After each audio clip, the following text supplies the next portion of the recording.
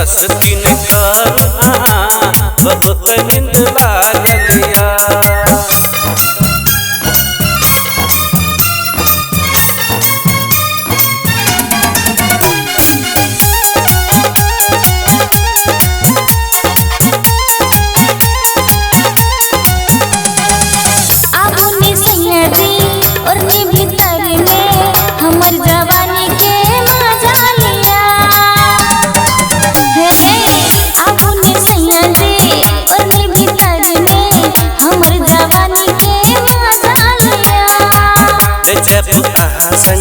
ओढ़नी भीतर में नींद से हमरा कपार दुखैया।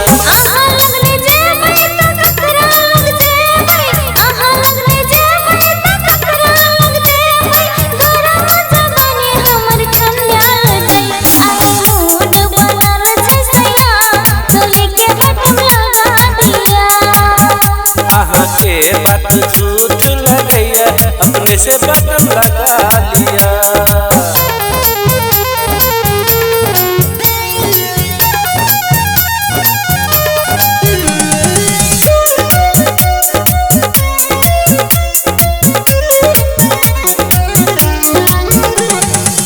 हमर मौजी देवर के भौजी अहाँ के देख हमरा शरम आबैया।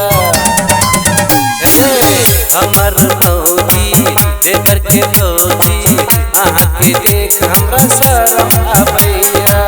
हमारे सैया देवर के भैया चढ़ल जवानी हमर संग करैया।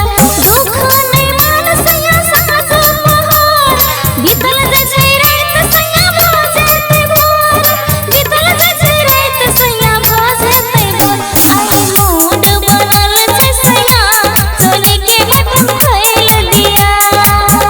आई मूड बनल छे सैया चोली के बटन खोल दिया।